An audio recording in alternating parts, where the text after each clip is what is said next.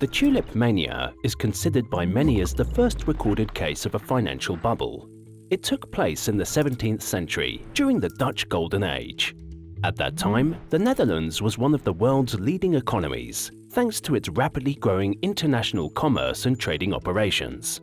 The economic boom led to an increased demand for luxury goods, and tulips were among the most desired, particularly those with unusual colors and patterns. Depending on the variety, the price of a single flower could easily exceed the income of a skilled worker, or even the price of a house.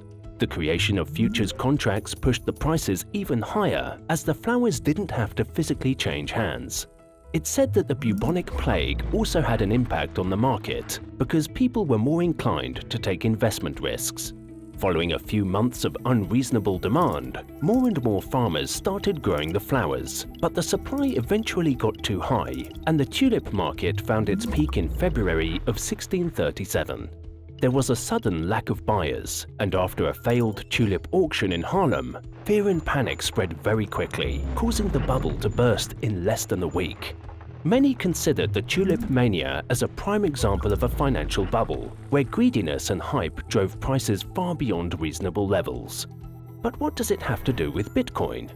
Critics often point to Bitcoin as another example of a financial bubble. But connecting the Tulip Mania with Bitcoin fails to account their different asset classes and market circumstances. Our current financial environment is completely different and with far more players than the tulip markets of the 17th century. On the one hand, the Dutch tulips had a limited lifespan, and it was almost impossible to know the exact appearance the flower would have just by looking at the bulb alone. Transporting tulips involved many risks and extra costs, as the flowers could get dry or die very quickly. They were also unsuitable for small payments, as dividing the flowers into smaller parts would make no sense, not to mention that flowers could be stolen from the farming fields or out of a market stall.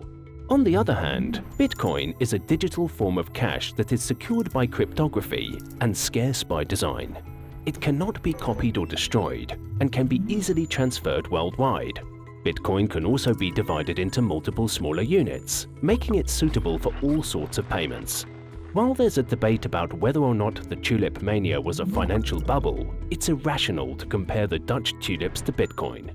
Not only because of their distinct historical contexts, but also due to the digital nature of cryptocurrencies, which are protected by cryptography and have nothing to do with flowers.